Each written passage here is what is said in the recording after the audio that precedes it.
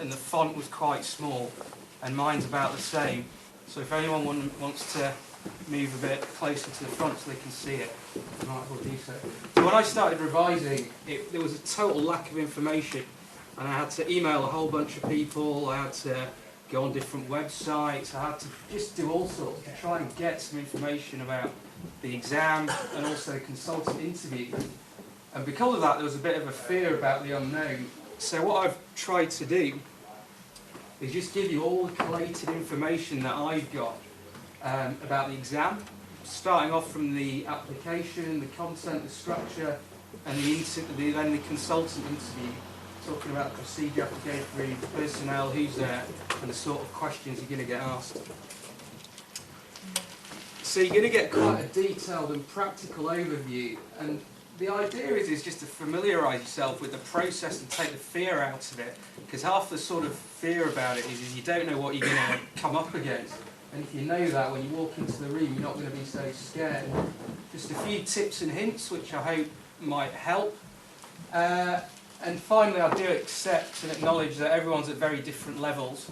Some of you have already done the exam, I apologise, but you might not have had an interview yet, so that will be useful for you. And if you find it basic in parts, I do apologise for that, but I personally knew very little about any of this before embarking on it, so hopefully it will be useful for you. One thing I do have to say is that everyone works differently, and this is very much my experience and my approach to both things. So, you know, just that as a bit of a proviso. And what I'm going to provide you with some resources that I used, but this isn't going to be an exhaustive list of what questions they ask, what resources you can use, and what courses are available. And finally, the sort of bit of housekeeping is that the questions they say when you apply for the exam are copyrighted. So if I was to tell you what was in there, I'd probably get struck off, and having just got a job, I don't want to get struck off at this point. So we won't tell anybody. What's that? We won't tell anybody. It's recording, it's going on YouTube, so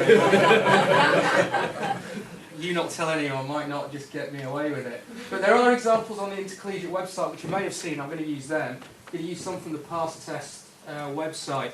And also I had some practice vivas, so I'm going to from some senior examiners. So that'll give you a bit of an idea of what you get asked as well.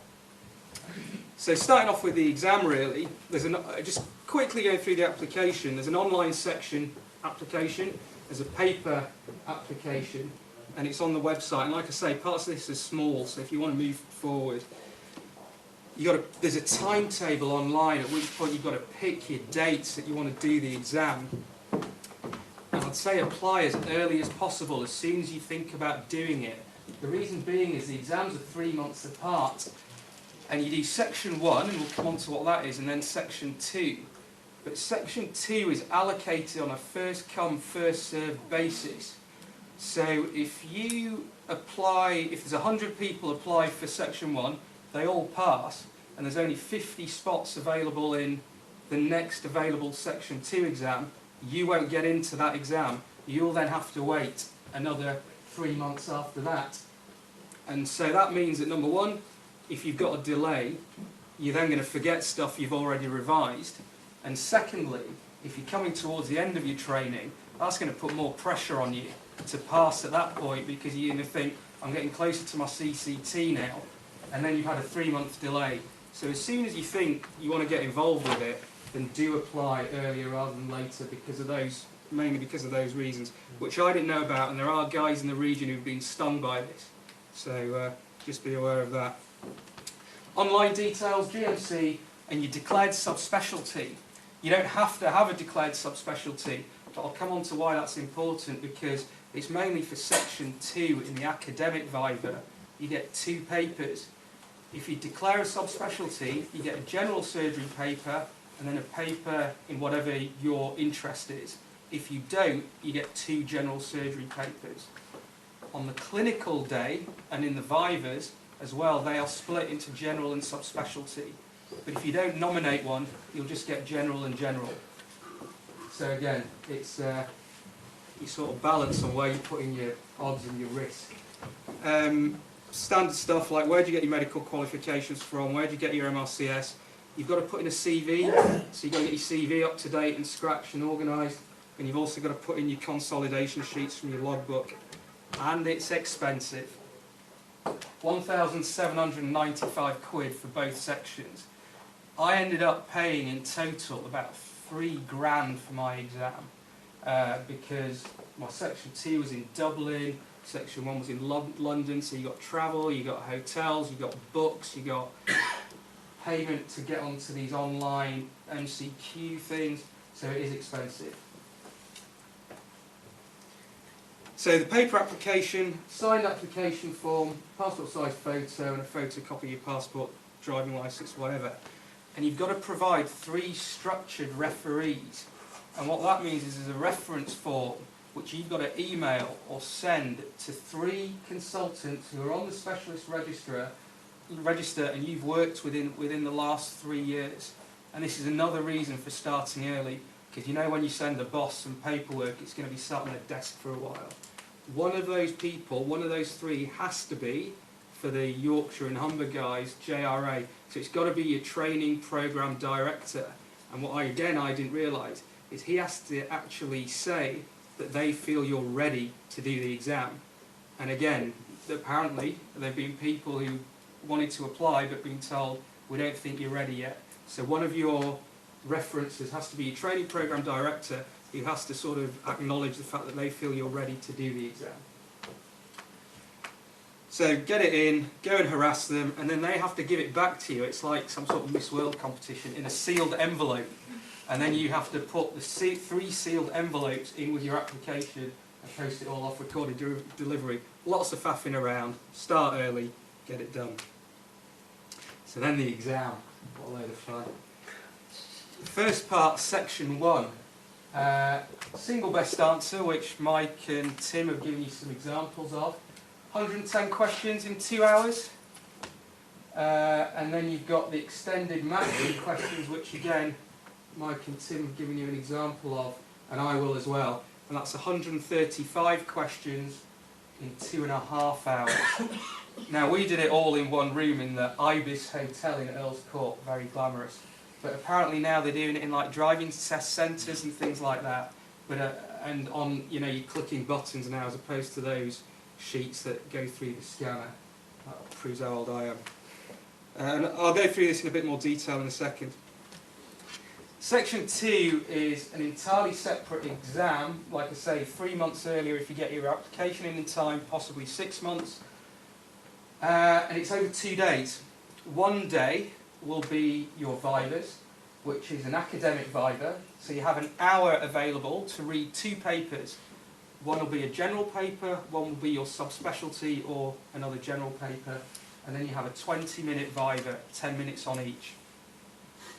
Your second viva table is critical care and emergency surgery, half an hour, 15 minutes on each. And your last viva is your general surgery and subspecialty viva, again half an hour, 15 minutes on each. And I'll go through all of this, the sort of thing you'll come up against. And day 2, it's not always this way around. You can do it the opposite way around. I did it the way around that I'm telling you, and I found it a lot easier, but I don't think you've got much control over that. But day 2 is your clinical exam. Half an hour of general surgery cases and half an hour of your subspecialty cases. And like I said, I'll come and talk about that in a bit more detail. Now, from 2012, for the guys who haven't applied yet, there are some changes. You got as many shots as you wanted, really, as long as you kept putting money in the Royal College and the Intercollegiate's pocket, you got to go and do the exam. From 2012, you're going to have a 2-year limit to pass Section 1, and you're going to get 4 attempts. For Section 2, you're going to get 3 attempts. So there is a limit now. I'm going to be very honest with you, and this isn't to scare anyone, but Section 1, it is hard work. There's a huge sort of lot of information to get through, and it's not really that the work is difficult, it's just the sort of stage of your life that most people are at now. And people generally aren't honest. When you talk to people about revising for exams, you know, oh, I didn't do any work, didn't do this, didn't do that. I've spoken to some people very honestly, and it's actually very isolating, because you are all your mates who are non-medical are out doing whatever they want to be doing. All your mates that are medical but perhaps not the same stage as you are out doing what they want to do. I was basically going to spend every weekend for 4 months in the library, at the Health Sciences Library at Leeds. Don't see your kids and your family, but what I would say is it's worth making those sacrifices to make sure you try and pass it the first time, because I wouldn't have wanted to go through it a second time at all. So it is hard work, but it's more the personal sacrifice rather than the academic side of it. Everyone works differently. How do you work? How do you revise for it? I gave myself 4 months, and I'm going to show you what a geek I am now, because actually when you try and organise yourself and you put down your work and personal commitments, it shows you actually how little time you've got. This is my revision timetable. I just wrote down, this is a month, and I wrote down everything I was doing with my family, going out with people, and what I had 2 full days of annual leave and 4 evenings in a whole month because of work commitments and personal commitments in which I could sit down and read a book. So just be aware that you think, oh, I've got a month, or I've got 3 months, I've got 4 months. Actually, when you get down on paper what else you've got to do with your life, it's quite difficult. So how do you revise? The syllabus, there's the syllabus on the ISCP. I was using the old syllabus, which I've got a copy of, and if anyone wants any help about this, feel free to give us a ring, send us an email, whatever. And I just tick things off as I went through them. What resources do you use? What did I use? There's the companion series. I didn't use all of them. I didn't read all of them. I know the people who do. All the work I did for the MCQs was I read the companion core topics and general emergency surgery. So 1 book out the whole section. I read the ATLS book. I read the Chris book. Stuff that I hadn't done for a while, things like transplant, upper GI, whatever, I just used undergrad or MRCS books, things like essential surgery and principles and practice of surgery. And so it's just the 1 companion book, and those are the only other books that I used. But like I say, do whatever makes you feel comfortable. Online, there's some MCQ things that you can use. I used past tests, but what I found, it was actually very MRCS orientated. So it was a bit below what we needed, but it was okay. I know some of my colleagues who've done it more recently used on examination. Apparently that's better. And obviously there's a newer resources now. The Facebook School of Surgery site, if you don't know about that, that's something that's been created through the Yorkshire School of Surgery. If you like that on Facebook, you get regular updates of papers, things like that, lectures, and I understand this is going to be on it, so you get to see me again. And then there's the Yorkshire School of Surgery website, and obviously the education programme, which I didn't have when I was going through all this. So now, timing and speed. I'm sorry this is small. I didn't realise we were going to be in a lecture hall with a glitter ball on the ceiling. Timing and speed. I've always been very comfortable with MCQs. Med school, MRCS, I sat there and just sort of had about half an hour at the end of it to twiddle my thumbs. Didn't always pass them, but that's a different matter. But it's really quick. And one of the consultants that I was working with at the time, who just passed his exam, said, you're going to have to fly through them and don't spend ages reading through it. And I thought, yeah, what does he know? I'm always really good with MCQs. I had literally 2-3 minutes after going through all of them. So just be aware there is a bit of a timing issue. As I think Michael Tim said, the questions can be quite vague and open to interpretation. Your answers will depend on which centres you've worked in, what your personal experience is, as in, are you a colorectal trainee, are you a vascular trainee? And as opposed to section 2, there's no sort of discussion about it. This is an example from the past test website. Essentially, the scenario is perforated diverticular disease, and sorry if you can't see it at the back. The options are washout and drain, resect and anastomose and put a covering ileostomy, a Hartmann's and oversoda stump, or a Hartmann's and a mucus fistula? Take your pick. I put, because I am not a GI surgeon and I'm a vascular trainee, I put Hartmann's and oversoda stump. Whether I was right or not, I have no idea. I passed. But I suppose the ultimate safe thing to do would be mucus fistula and Hartmann's. But that's, you know, there was no other, as far as I could see, other information in the question that would guide you onto that. They're not all like this, though. But another one was an elderly lady with recurrent breast disease in her scar.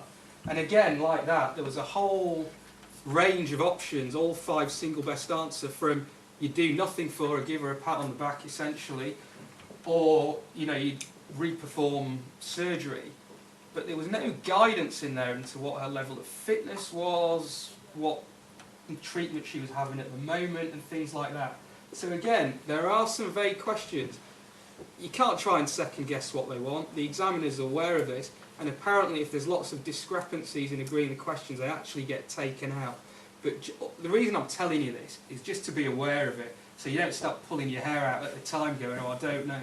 They know about it, and it exists, and it happens rarely, but it is there, and it shouldn't throw you off. What did I come up against that I was quite surprised about? This is all stuff that's in our syllabus. Principles of diathermy, brain death testing, there's MCQs on management and structure of the NHS, there's MCQs on national service frameworks. Again, not a lot, but if you're looking to get that extra 1, 2, 3 marks, it's just worth casting an eye over this sort of thing and bearing it in mind. Audit, how much sodium is in various preparations of Hartmann's, normal saline, things like that. How long you can store blood products for and what temperature they're stored at.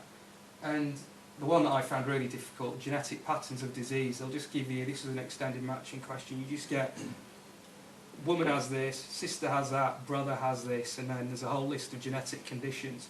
What have they, what have the family got? And so again, they're rare, but they're little things that are going to get you that extra 1 or 2 points. So just be aware of it. And the thing that I will say is that there's actually very little pure anatomy and physiology in it, which is why I found the PASS test a bit MRCS orientated. There's questions about, well, anatomy and physiology, and it's a hugely clinical exam. They're all the questions are very clinical scenario led, and I think we got some examples. So here we go, some examples. I won't go through these, and to be honest, I haven't got the answers, so I'll just let you have a quick read. These are actually off the Intercollegiate website. So, I'll let you read through it. I think that one's pretty obvious. It's obviously acute pyelonephritis. Again, just another one. Again, sort of relatively obvious, and I suppose what I'm trying to say to you is don't fear it, don't be scared of the exam. I thought it was going to be an absolute mare, and one of the guys I've just done vascular with in Hull, he said the same, and I said, look, it's very clinically orientated, and it's the bulk of work, it's not too difficult, and he found out it was relatively true as well. So those are single best answer. This is an example of extended matching, which ties in with Tim's presentation, right at that fossil pane. So you've got all these stems, and you've just got to choose from A to K which one you think it is. And you get loads of answers. You're not short on answers there, but it's just hernia presentation. What do you think they have? But these are on the Intercollegiate website. There's a few examples, and there's a few others that are on there. We won't go this question. You won't? No, but it gives you an idea of what it's going to be like. I'd be surprised if they put the one they've got as examples in the exam, obviously. But what it's trying to do is get you guys used to what it's going to look like and the sort of level they're pitching at. So when you do pass, you get this really underwhelming email which says, it comes from something like inquiries@intercollegiate.org, which is basically what all your applications go through, and you think, oh, it's just some random email. And it says, you have satisfied, no, you have, it's something about being satisfied section 1, you can now proceed to section 2. And I didn't know whether that meant I'd passed or failed. So I got one of the consultants I was in theatre with at the moment to come and read it, and I said, what does this mean? And he said, oh, I don't know either. So we found someone who I'd done the exam with, and they was obviously jumping up and down and had the same email. So I presumed I'd passed. But you expect this email to come in that when you open it, like all these songs start going off, and like these banners start coming up behind you, and a marching band walks past. Very underwhelming. But anyway, you can proceed to section 2 at this point. Again, it's about getting yourself organised. I did yet another revision timetable, which I'm not going to show you this time. And it's actually, section 2 is a very different challenge because it's a very, very different exam. And what I found is that it was very difficult to motivate yourself again because you've put in 4 to 5 months of really hard work. You then find out you've passed. You've got 3 months if you're available to go into the next section.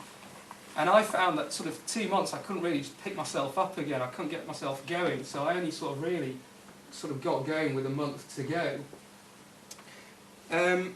What resources are there?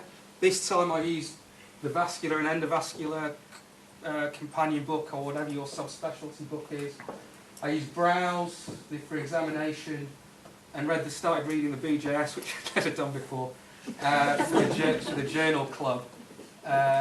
Sort of to get used to sort of reading, critical appraisal, and all of that again. Now, I'll come on to courses in a minute, but you're spending a whole wad of money anyway, and I'll come to that in a minute. I was at Bradford, so for those of you guys from the south, it's a very busy sort of local hospital, and you know, you guys will have the equivalent. And there was enough resources within what was Bradford, you know, where I was at the time, that I didn't feel I needed to go on a course. If you get a journal club going, getting into sort of critical appraisal again, go to clinics, like things like head and neck clinics for lumps and bumps, just one of them to see a bit of stuff, a plastics clinic to do sort of look at hands and stuff, flaps, which you may get, but I hadn't seen for years since preparing for my MRCS exam. So, you know, just go to the old clinic, and I just approached good consultants. Some of them, especially the colorectal one, was a little bit scary. You probably all know what I'm talking about. But he's actually an absolute legend and just gave us a brilliant viva. And so get the guys who have got experience in your local busy hospitals. I organised just me and the person I was revising with, an upper GI viva, lower GI viva, vascular breast, and we got one of the intensivists to give us our critical care viva, and they were great. They were really good.